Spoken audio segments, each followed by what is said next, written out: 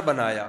اللہ نے کہا میں جو پیغام لیاری والوں کو دینا چاہتا ہوں وہ میں کس کے ذریعے دوں گا؟ محمد صلی اللہ علیہ وسلم کے ذریعے۔ جتنے پیغمبر محمد صلی اللہ علیہ وسلم سے پہلے آئے مخصوص قوموں کی طرف آئے، لیکن اللہ نے نبی صلی اللہ علیہ وسلم کو لیاری والوں کے لیے بھی بھیجا ہے۔ ہر قوم کا آدمی آپ پر ایمان لے کر آئے۔ ہمارے نبی صلی اللہ علیہ وسلم عربی تھے، آپ پر ایمان لانے والوں میں سلمان فارسی رضی اللہ عنہ بھی تھے، حالانکہ وہ پرشین تھے۔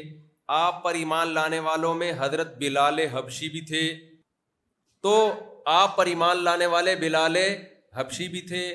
اگر میرے بھائی محمد صلی اللہ علیہ وسلم مخصوص لوگوں کے پیغمبر ہوتے، قوم کے پیغمبر ہوتے، تو حضرت سلمان فارسی جو ایران کے تھے، صحابہ ان کو جنگ میں کمانڈر نہیں بنا۔ آپ اپنی قومیت کی جنگ لڑتے ہو تو دوسری قوم کے آدمی ہیں بھائی، دیکھو نبی صلی اللہ جب ایران پہ حملہ ہوا ہے نا، اسلام کے لیے جب جہاد ہوا ہے، تو ایران پہ حملے کے لیے فارس سے لڑائی تھی، امیر بنایا صحابہ نے حضرت سلمان فارسی کو، جو ایرانی تھے، فارسی بان تھے۔